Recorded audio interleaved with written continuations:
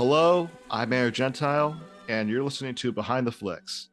This show is all about me sharing as many facts as I know about filmmaking and directors and behind the scenes info about movies and whatnot to Arianna, and you'll join us the ride. You'll notice today that Arianna is not on today's episode. However, she is here in spirit, just a little bit of a scheduling snafu. This episode's guests are producers Efa Akutekha and writer-director Kirby Marshall-Collins. They're working to create the short film Ways to Fly. You can donate to their crowdfunding campaign until September 15th, 2023, using the link in the description.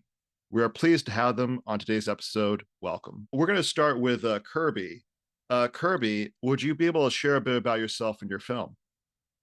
Yes. Hi, everybody. I'm Kirby. I am a Black TV writer and director, and I mostly like to amplify the voices of Black and queer people through fun and fantastical coming of age stories. I used to do theater and I directed a lot when I was younger, but it's been a bit since I've directed because I was mostly just focused on trying to break into writing for TV. But right now we're on strike. So I'm making a short film which is called Ways to Fly. And it's all about this excitable, hyper focused Black girl who wants to fly like the ballerinas do, but her barrettes and her hair keep messing it up. And most importantly, it's also about kind of building off of my experiences as a person with ADHD and what it's kind of like navigating the world and needing to recognize that there are different ways to do everything that we can do. That's a really fantastic idea for a project. Would you be able to tell me a little bit about, to go back even further, what led you to become a writer? What led you to become a director? Oof. I was always obsessed. Yeah, I was always obsessed with TV. I used to cancel plans with friends because I'm a new episode of Kim Possible is on. And for a long time I mostly thought that I was going to be mostly writing books, and I didn't really recognize that writing for TV was a thing that I could do, or that directing was more than just being the person who points a camera at people. And it took until I was in high school for it to actually click that I could write scripts, and that's when I started playwriting. And also the movie that we're supposed to talk about today is part of what helped me kind of recognize that filmmaking could be so much more than just the stories that I was used to, and it could be transformative in a way. Right.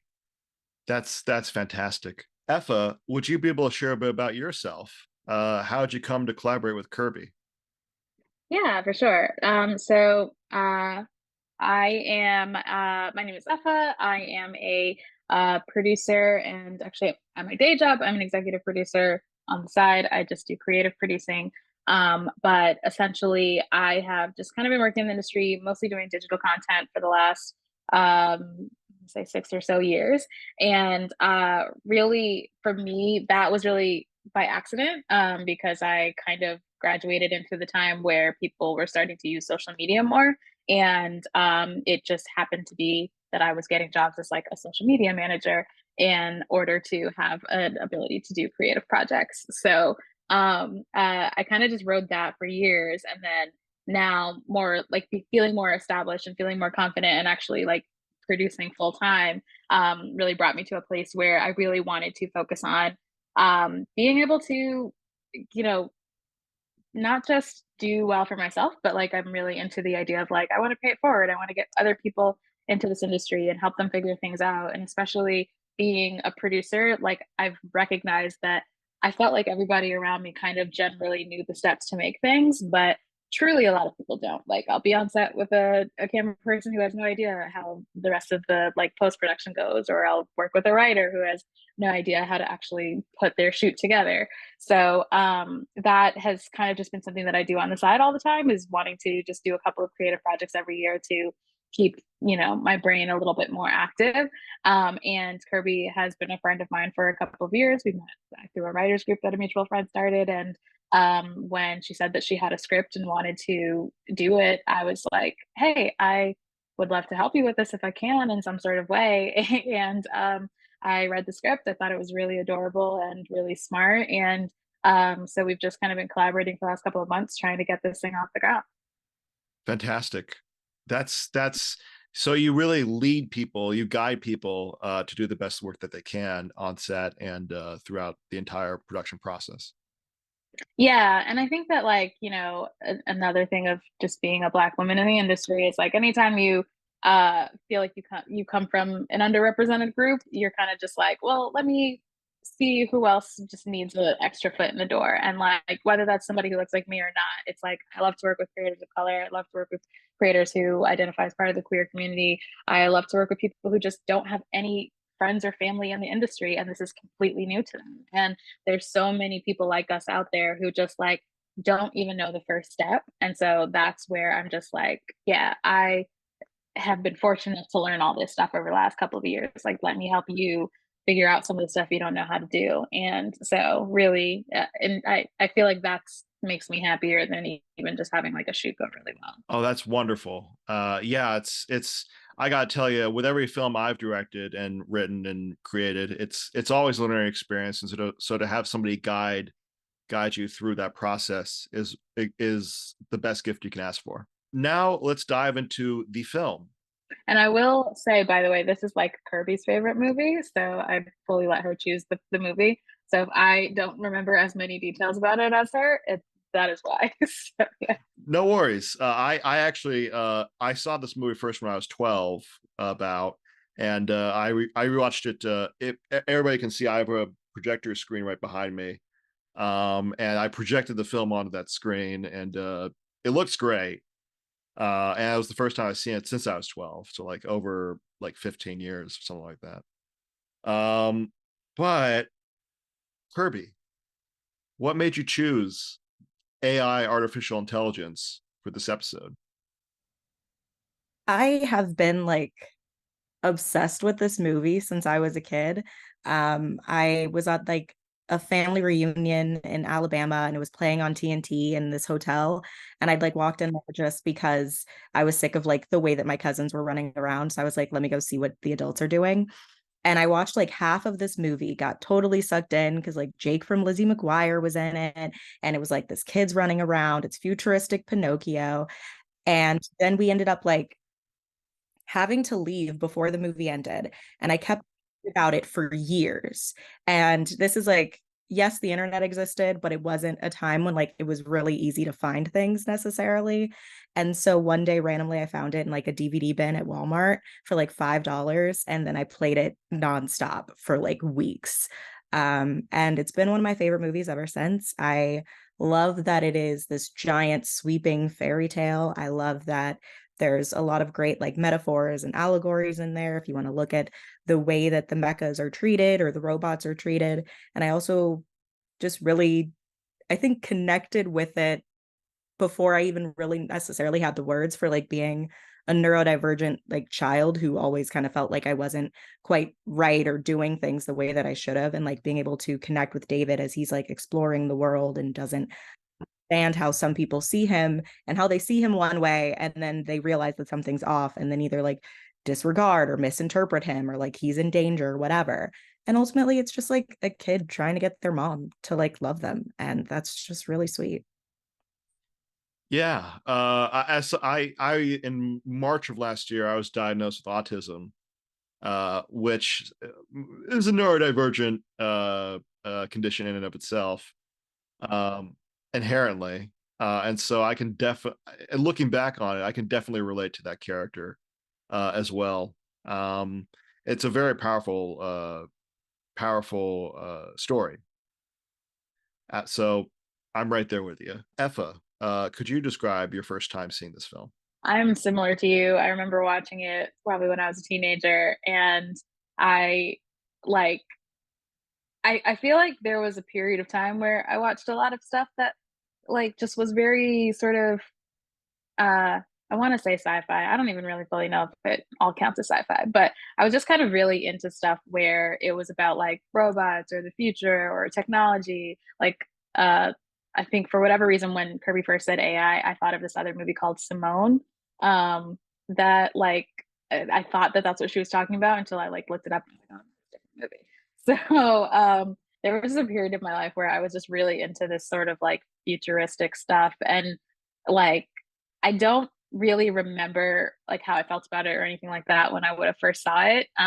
But I think kind of now, like being able to look back on that stuff with where we are, like 15 years later, it's kind of like Kirby was saying, like sometimes it's really just about seeing those stories that can kind of resonate throughout time. And I really feel like I enjoy looking at a character and being able to see like kind of their journey or how the world perceives them and how they perceive themselves and how they sort of work through that. So I feel like anything where there's a good character development is gonna be something that sticks in my head a little bit more.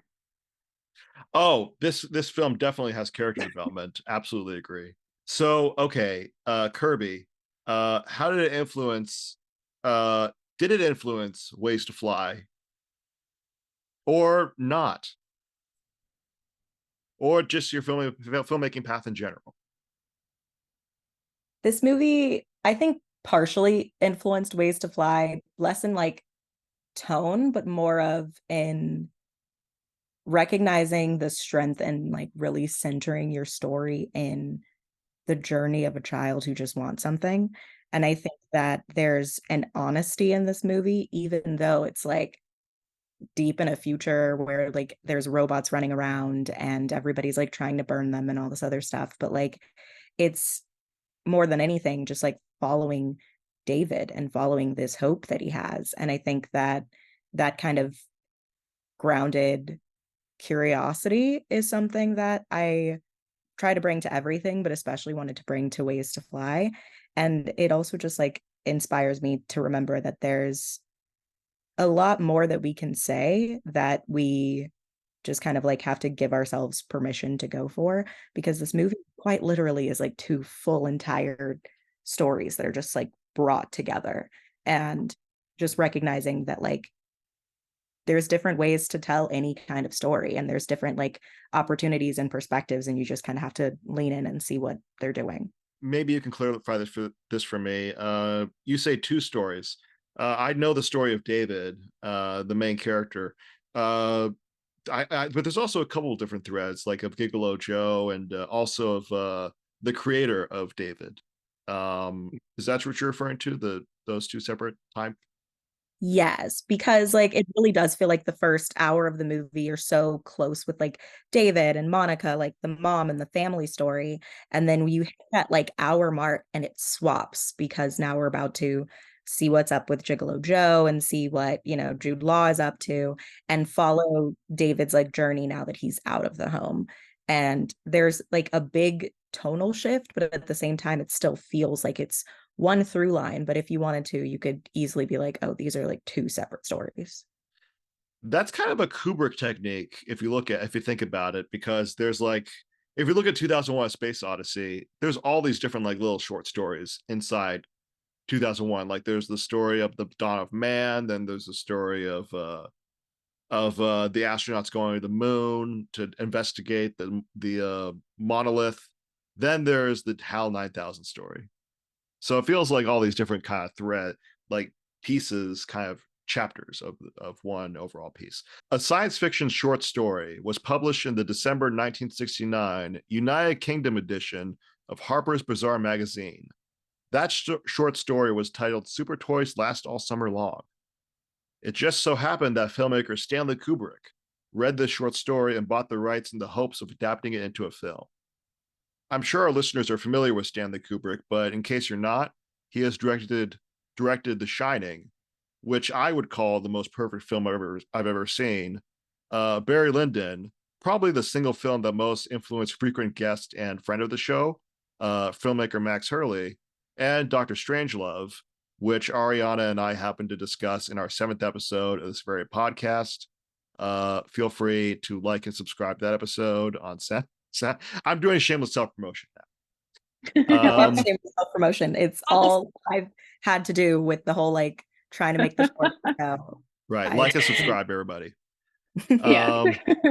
That's half our industry. It's just promotion. So. Absolutely. Kubrick is no slouch when it comes to making great films, which is the understatement of the year.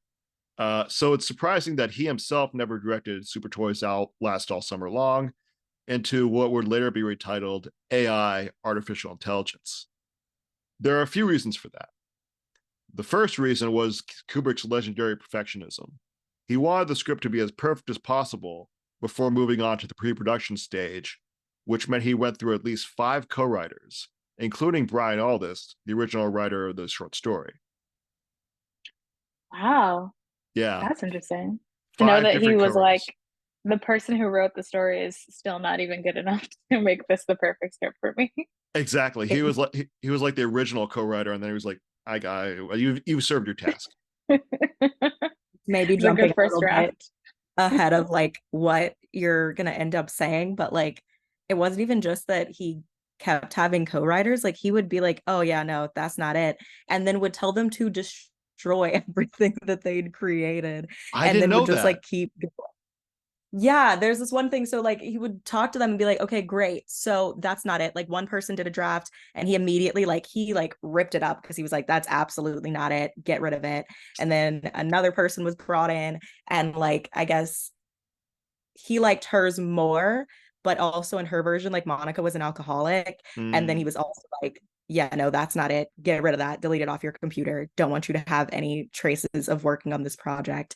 And wow. so there was like this write up where they talked to a bunch of different people who'd worked on it along the way before it got to Spielberg. And it was just entertaining to be like, he fully was like, I'm Wow. so sorry. None of these are right. What was it? Howard Hughes? Wasn't he also kind of like that? Very eccentric, very much like it's not perfect yet, you're fired, like I feel like there's a lot of creatives who are like that. And honestly, the more I think about it, like, especially with dealing with like our short deals with neurodivergence, and that's kind of a big theme in it, is like not recognizing it in somebody when they're young.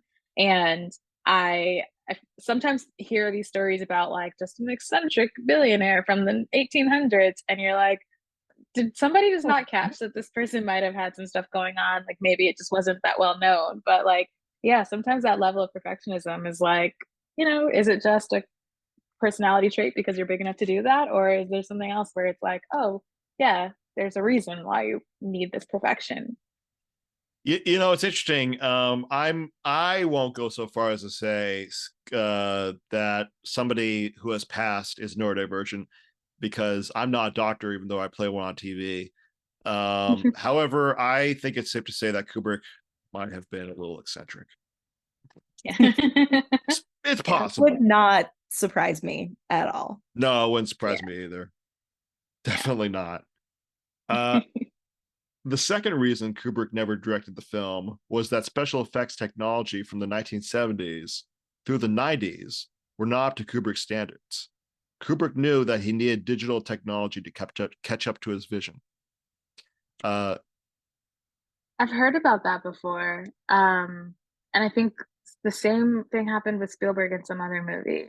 I want to say, Jurassic Park, maybe, or yeah, I think it yeah, was Jurassic Park, where he was like, we just can't make it yet for like all of the 80s or whatever. And so the first yeah. movie that they made, it was like, cool, we have the ability to now like make the dinosaurs how I want them to live. And I think that that's also fascinating to just have this idea and not be able to execute it. Like, oh, that's got to be so frustrating.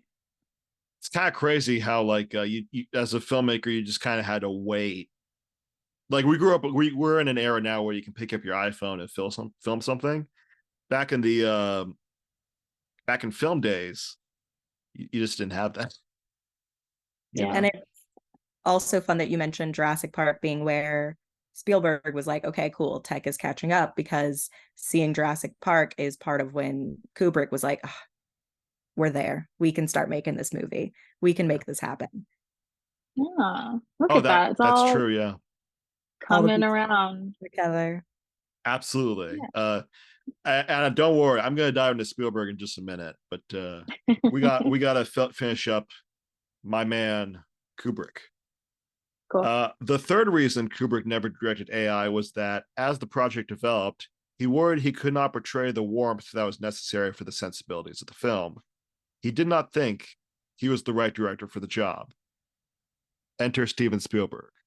Spielberg and Kubrick have been friends ever since Kubrick was in production on The Shining. In fact, Spielberg was waiting for Kubrick to be finished filming in the Overlook Hotel set so that Spielberg could take over Kubrick's studio space, rented studio space, in order to film Indiana Jones and the Raiders of the Lost Ark.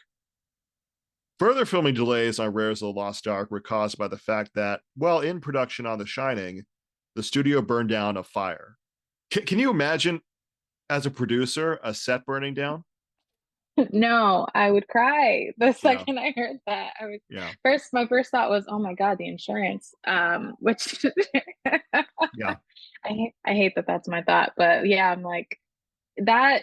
I think that it's also funny to like, you know, we call them like acts of God or whatever in contracts and stuff when we write those things up, but it's like, yeah, there's so much stuff that you can't predict when you're making a project that like I always tell people like, you know, you can plan as much as you want to. It's not being pessimistic if you still are like kind of on your toes the whole time that you're on set or even in post thinking that something could go wrong. Cause like, you know, most of the time something is going to go wrong that you had not even thought about or planned for. Right, And you just kind of have to figure it out on the fly. And I feel like that's usually where you find out like, you know, where really good producers shine is being able to problem solve and be like, listen, I can't help that the set burned down, but what I can do is try to get you, you know, only a month long delay instead of another 8 months of delay or something. So, right. yeah, yeah. Sounds like I don't know if they figured it out, but Jesus. I think Indiana Jones turned out all right. I think Raiders of the Might have Lost gone Ark did all okay. right. It, Yeah, yeah, that little B movie that you know nobody really talks about ever. Yeah, I yeah. think I've heard of it, you know. Kind of faded from time. Yeah, Faded in I thought I time. heard something about it recently. Maybe they tried to do a sequel. I don't know. See if people are interested now. I think I grossed some money. Just a few dollars, Some you know. Yeah, some money was made. pizza money. Yeah. Um, Spielberg had been an admirer of Kubrick's work since at least the 1960s when he saw Dr. Strangelove. I might have already told this story on our episode covering Dr. Strangelove, but I'll tell it again. Spielberg was in line waiting to see Dr. Strangelove when his father pulled up in front of the theater and handed his son a letter. The letter told Spielberg that the local draft board had called him to potentially serve in the Vietnam War. Spielberg insisted on still seeing Dr. Strangelove despite the distressing news he had just been given. While watching the film, the young Spielberg was so taken by the filmmaking and the comedy that he forgot all about the letter, which was in his pocket. Side note, Spielberg was not selected to serve in the military. So it's the power of film, of like, Spielberg was immediately enamored of this filmmaker, so much so that he forgot, oh, I might be dead in a year. No, really, that was a real Uh, word back then, you know? I know. I feel like sometimes though, I don't know if you ever feel this way, Andrew, or even you, Kirby, but like sometimes that there are times where life is just going terrible. You kind of like feel like nothing's going right. And I'm like, all I want to do is watch this one show because that will let me like just zone out and forget about my problems. Um, for me, I've always been more of a TV person than a movie person. So for me, I have like two shows that I will just go back and watch and they make me feel like all is right with the world. And I kind of love to hear stories about other people having those moments. And this feels like one for him where he's like, I just want to watch a movie today. I don't need to worry about What are those two shows, if I may ask? Grey's Anatomy and The Good Place. Oh, So nice. if I want something maybe a little sad, I might watch Grey's Anatomy because depending on the episode, you could be in your feelings. But The Good Place is like one of the most perfect shows in my opinion, and I could go on tangents about it for days and days. But I Yeah, just feel like it's so well done. absolutely. Yeah. Um, all of the previous information is to say that Spielberg was shocked when Kubrick approached him in 1995 to direct AI, which Kubrick by that point had been developing for decades. Kubrick wanted AI to be a Stanley Kubrick production of a Steven Spielberg film. While Spielberg considered the idea, Kubrick insisted on two things that Spielberg must do. One, not tell anybody about the project. And two, install a fax machine in the bedroom Spielberg shared with his wife, Kate Capshaw, who played Indiana Jones's love interest in Temple of Doom. Kubrick wanted Spielberg to put the fax machine in the bedroom so that no one would know about AI. And, you know, like nobody at all. Not even like his agents or anything like that. However, Spielberg lived in California, while Kubrick lived in England, two totally separate time zones. So Kubrick would be sending concept art, notes, storyboards for AI, which would then be printed out while Spielberg and Capshaw were trying to sleep. Capshaw then unplugged the fax machine and put it in another room. So sorry to stereotype. The wife was like, "All right, no, I need to sleep." That is so funny. I Yeah. also like one thing that I looked up was that they'd been talking about the project like before uh Kubrick like officially gave it over to Spielberg, Mhm. and they would just be like talking like every few weeks or whatever. So then Yeah. people would be like, oh yeah, like maybe you can squeeze him in for like a 15-minute meeting. And Spielberg's like, yeah, no, we're definitely gonna end up talking for Yeah. longer than 15 minutes. So definitely tracks that even after like years of on and off talking about this project, they ended up just like having this nonstop stream of messages. But like fax machines are so loud. Yeah. So I fully support uh his wife just being like, get this out of here. Like Yeah. I'm not dealing with this at all times. I was gonna say I currently work at a company that's distributed around the world, so I regularly have like Slack messages at like 2 o'clock in the morning, and I you know have just turned those things off from my phone so that it's not like waking me up. But like even that kind of stuff gets so disturbing when I like forget to, or if I'm just like getting a message from Australia at like 8 o'clock at night while I'm out at dinner or something like that. And yeah, I can't imagine working with somebody like Kubrick and just him sending you concept art and your wife waking up like, I'm sorry, but no, I don't care. I don't care. This is Yeah. going in the living room. I'm just basing this off of my parents. Like I imagine Kate Capshaw was like, this is me speculating for the sake of speculating. I Yeah. imagine Kate Capshaw was like, that was a dumb idea, Steve. Yeah, no, you're right, honey, you're right. Oh, you're right. I'm sorry. I shouldn't have installed that fax machine in our bedroom. Yeah. Happy wife, happy life. So Exactly. Eventually, Spielberg convinced Kubrick to direct the project himself. However, Kubrick wanted that time for digital technology to catch up with his concepts for the film. So, Kubrick directed Eyes Wide Shut, which would be released in July 1999, 4 months after Kubrick's death. Although Spielberg was already preparing to film Minority Report in 1999, he decided to complete his friend's project. Real dedication right there. yeah, that's sweet. And yeah, absolutely. Spielberg had to tell Tom Cruise, the star of Minority Report, that he was going to direct AI first. Tom Cruise, who had starred in Eyes Wide Shut for Kubrick, was sympathetic to Spielberg's cause and gave his blessing. Tom Cruise, giant movie star, really great actor, and Scientologist. So I'll leave it at that. Do you guys feel like there's a director who you would like go out of your way for it? Kirby, you go I feel first. like there's you, but at the same time, I don't know. Like immediately my brain was like, well, anything that Jordan Peele is trying to do, I am just fascinated.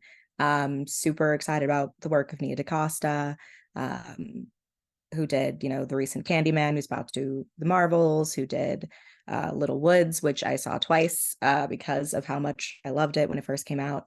I don't know. I feel like there's other people, but I feel like questions like this always make me forget anyone who I've ever seen make a thing in their life. Yeah. Yeah. What about you, Uh, Andrew? Paul Thomas Anderson is my favorite filmmaker ever. Not just working today, but ever. So I would do anything he says. No, really. I love it. He would ask. He would say, "Look, Andrew, I'm sorry, but you gotta jump off this cliff. I'm afraid of heights." I'd say, "Well, is the camera rolling?" That kind of thing. Although Spielberg used the work of Kubrick's previous writing collaborators, the final screenplay for AI artificial intelligence was the first screenplay Spielberg penned on his own since Close Encounters of the Third Kind. Another great science fiction movie, I think. Yes. I also read that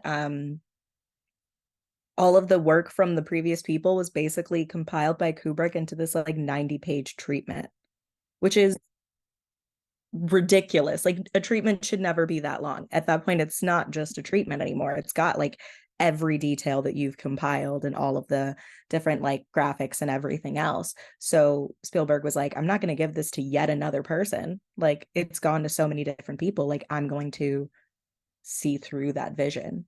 Yeah. Yeah, it'd be hard to communicate one director's vision to another director and then communicate it to a writer. You know what I mean? For the special effects, Spielberg enlisted Dennis Muren, who had previously worked with Spielberg on Close Encounters and Jurassic Park, as well as with George Lucas on the original Star Wars trilogy.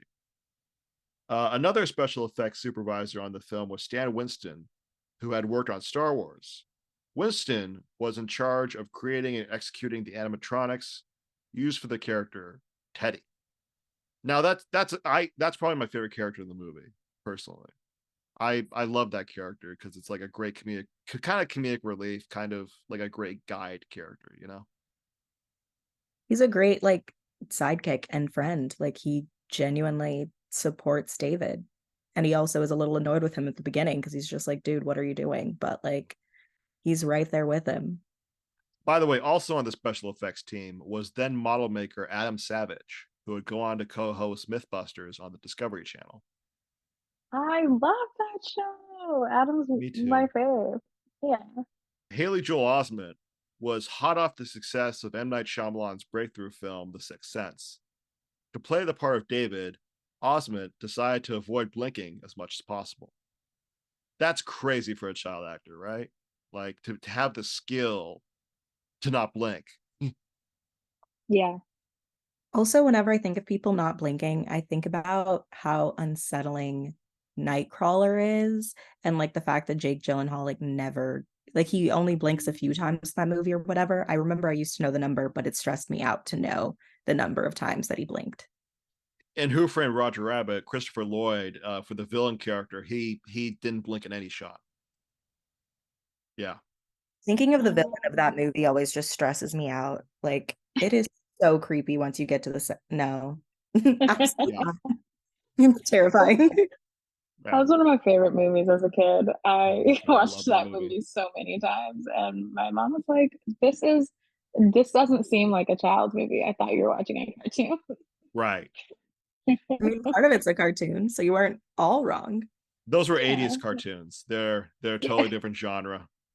They got away with Exactly. a lot back then. Oh my God, Yeah. absolutely. The blinking thing is crazy though. Like now I feel like it's one of those things I wouldn't have noticed, but when you hear somebody say it, now if I go watch any of these things, I'm gonna be looking at how much people blink. Haley Joel Osment, he is a really good actor. Oh, I was just gonna say, especially like the second half of the movie, when you're really seeing like David's world and his like worldview like shattering around him, Mm-hmm. it's amazing work.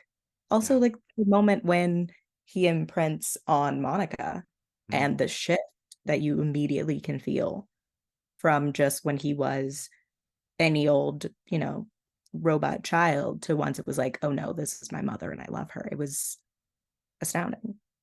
Right. Oh, Yeah. totally agree. Yeah. Honestly, any kid who has the ability to like working with child actors is so fascinating because like you either end up getting the ones who it's like, oh, it's something fun that they want to do, their parents let them do it because they're like, yeah, sure, I'm not going to say no to my kid. And then there's the ones who it's like, oh, you can act and you're 6. Like Yeah. that's insane to me that like they can get across emotions or feelings or thoughts that they probably can't even really process yet as like understanding what that really means and Yeah. feels like when you have the kind of like consciousness of, even just a teenager or like a let alone a fully grown adult. So when you see somebody who's like, I want to say under 15 and they're able to like do all these things that I would only expect an adult to be able to interpret well enough to act out, it's always just a little bit more powerful because it's like, wow, I don't know where you pulled that from, but shout out to you. I feel like I've spent a lot of time working with kids because I used to do like youth theater and I used to like teach them and different things like that. And still there's a part of me that's like nervous about the fact that I have to like direct a child for this short just because I'm like, all right, let's see who we find. And let's see like what we can actually like bring out of them while still making sure that they're not just like hyperventilating somewhere because they have to do something that's just stressing them out. Like even just having to have a moment where you're like freaked out about something, but your body doesn't know the difference between you pretending versus you actually experiencing it. So Yeah, that's a good point. Because like, yeah, something like this. I mean, for all intents and purposes, he seems to be a perfectly functional adult. There's plenty of child stars, so it's like we know that they've had issues as they grew up, but he seems to have been, sort of well insulated. And I do feel like there's a growing number of like child actors who, like, I think Marseille Martin is a great example, like starting on Blackish when she was super young, and now I think she's maybe just turned 18. But it's like there's so many kids from this same sort of era, I think, as like Haley Joel Osment's sort of childhood acting that clearly didn't have good people around them. So, like you're saying, if you're acting out something like being a robot, it's like it's really easy for you as a child to not really know what's going on in your life and to just kind of confuse fantasy and reality and work and all these different things. So I always kind of get a little nervous too when I see kids, child actors just doing stuff, and it's like, I hope this doesn't like fully scar you for life, that you're acting in a movie where you did X, Y, and Z, and then like you just have that memory forever. So yeah, I don't know. That was just a weird tangent of me being like, man, I'm an adult, and sometimes I do things. I'm like, did that really just happen? So I can't imagine doing it at like whatever other age. AI, artificial intelligence, was successful, grossing over $200 million at the box office. Although critical consensus is largely positive around the film, such as from guest and friend of the show, critic Joseph McBride, it should be noted that there are critics and general audiences who wonder what could have been had Kubrick directed the film, as he intended to just before his death. In fact, one random internet stranger took the film and edited it down into a version called the Kubrick cut, which makes several changes to the film, which I will not list here because it's just the final film except shorter. However, listeners, if you're so inclined, the Kubrick cut of AI is available on the high seas of the interwebs. So, honestly, that's just a side note because it's like some guy was like, I'm not happy with this film. I want to see how Kubrick would have done it. So I'm just gonna chop it up and gain some traction. So anywho, it's kind of interesting how like fans take ownership of art. That's all. And they do, of course, how like especially once something is out in the universe, it's not yours anymore. Like it does kind of belong to people and their interpretations and whatever else. I do think it's wild to be like, yes, person who is friends with Kubrick and collaborated with him for years, I know what he would have done better than you do. Even though Steven was like specifically trying to do the movie in as much of like Stanley's likeness as possible to like honor his friend.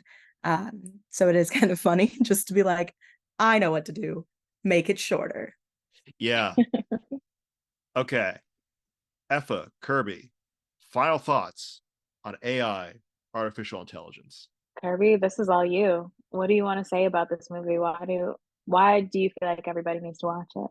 I think everybody needs to watch it because it is a movie that's steeped in like loss and like a meditation on like love and humanity and what it is that we need to be humans in terms of just like that love is part of what propels us forward, and also that love is what keeps like humanity alive in terms of like the memory of our existence in this like post-apocalyptic science fiction world. And I think especially when you talk about like The Good Place, which is all about like what do we owe to each other and how do we work with people, this movie is partially like what is our responsibility to like the people we love, and also how the second that you do love something, you also worry about losing it. And kind of navigating that, I think, is helpful. Also, the main thing that I think we should take away is that we need more fairy tales that are updated in like a good way. No shade to any other recent like fairy tale adaptations, but like that are updated and like expanded upon, not just I made the same thing again. Like dig deeper into the myth and the story and what you actually want to be saying about humanity and existence. Explore the meaning of those stories. Yes. That's That's a much shorter way to say it. Yeah, that's actually a really great way to put it. I didn't think about it as like a modern day fairy tale, so to speak. I feel like we imagine anything that's a fairy tale has to be from like the Brothers Grimm. And it's like, yeah, maybe we do just need modern day fairy tales for people to still pull away those same morals and learnings and lessons and stuff like that, but just in a scenario, I guess, that feels in some way, shape, or form more recent and more relatable and more, you know, with the times, I guess you could say, even though this is still kind of ahead of its time in a lot of ways. It's just like, yeah, the core messaging is what matters. So yeah, more modern day fairy tales. This is kind of like a great myth, which is very powerful. And it's a film of magic, while at the same time being a futuristic fable. So totally with you on that one. My final question for you, Efa. What do you have to promote? Where can people follow you? I have to promote Ways to Fly, the short film that me and Kirby are working on. Basically, as you mentioned in the beginning, like we are still in our crowdfunding phase. We're going with our crowdfunding campaign until September 15th. So really, really looking for people to support us there and help us to make, a new modern day fairy tale, modern day fable. And really, really like you can follow us. The short film has its own like Instagram page. You can follow us on social media. You can follow me at AYE_EFFIE. So that's at AFE. And so that's where you can see whatever I do, which is mostly just having fun on the internet in between work meetings. And then of course you Kirby, don't laugh at me. That's basically all I do is I'll get 15 minutes in between meetings and I'll go and watch a bunch of reels and repost them. So whether or not you find me entertaining, I hope that people can support the short film. And once we actually have it out in the world and can show it to people, I really hope that it helps other people to kind of see a little bit about a little bit of themselves in whatever kind of way they can in the characters. So that's the best way to support me right now. Kirby, final question for you. Same question. Also the short, the Instagram and Twitter are at Ways to Fly short. I added in short because it just seemed a good way to keep things all together. You can also follow me on Instagram and TikTok at Kirby Said, as in like I talk a lot. And mostly I just post silly little memes and try to convince people to watch the movies and TV shows that I'm watching. So if that's something that speaks to your spirit, please do that. And you can also obviously share like the campaign or anything else about the short if you want to help out peeps, because we're just trying to see what we can do and make it happen. So I will also say Kirby's, if you do follow Kirby, she watches a lot more movies and stuff than I do. And will regularly just be like, here's 3 movies I saw this week and whether or not I think they're worth watching them. So that has been helpful sometimes when I'm just like bored and I'm like, I think Kirby said that this movie was good. So I might check it.